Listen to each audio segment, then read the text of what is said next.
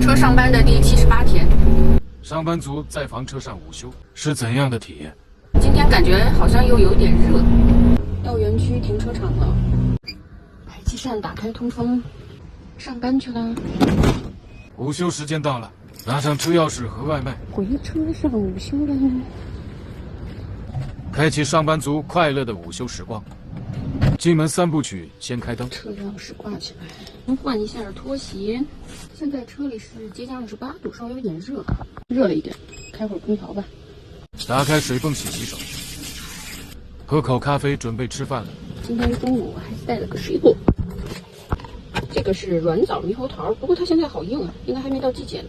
因为今天又有一点热了，所以我点了个荞麦面，就是今天这个酱点成这个红色的辣酱。开始吃午饭了。被辣椒酱呛到了，喝口咖啡解个辣。这辣酱还是可以的，有点辣。刚才上车的时候是27、8度吧，现在吹了会儿空调又变成25度，估计一会儿还得关了。前几天一直都是自己做饭带饭，今天没得带了。然后这家外卖我也好几天没吃了，还有点想念了。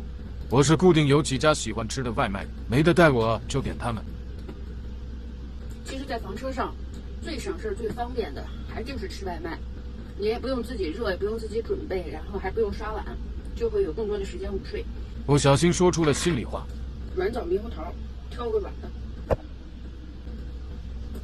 还行，再放2天可能会更好。觉得挺好吃，又想吃一个，结果这个有点酸。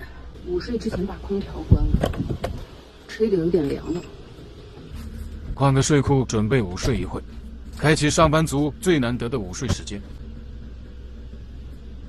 预计从现在到10月底，在房车上午睡应该都很舒服，不冷也不热。